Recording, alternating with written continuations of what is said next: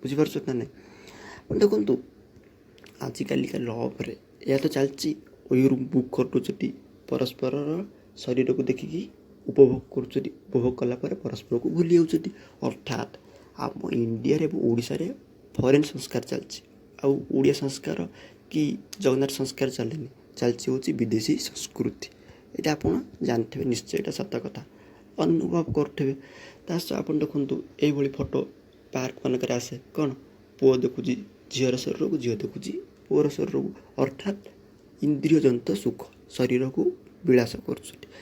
ଦେଖନ୍ତୁ ଏଥିପାଇଁ, ଏହିସବୁ ଫରେନ୍ ସଂସ୍କୃତି ପାଇଁ ଆଜିକାଲିକା ଲଭ୍ରେ କ'ଣ ବ୍ରେକଅପ୍ ହେଉଛି ଏବଂ ବିଭିନ୍ନ ଅଘଟଣ ବି ଘଟୁଛି।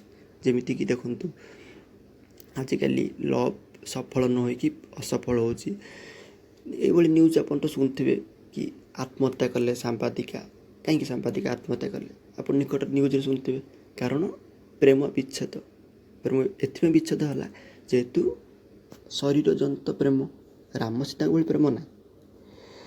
ଦେଖୁଥିବେ ଏଇଭଳି ନ୍ୟୁଜ୍ ବି ଆପଣ ଡେଲି ଶୁଣୁଥିବେ କି ମୋ ପୁଅ ସେ ଝିଅକୁ ଭଲ ପାଇକି ବଡ଼ ଭୁଲ କରିଦେଲା, କି ସେଇ ଝିଅ ସେ ପୁଅକୁ ଭଲ ପାଇକି ବଡ଼ ଭୁଲ କରିଦେଲା। ଏଇଭଳି ନାନା ପ୍ରକାରର ଖବର ଆସେ।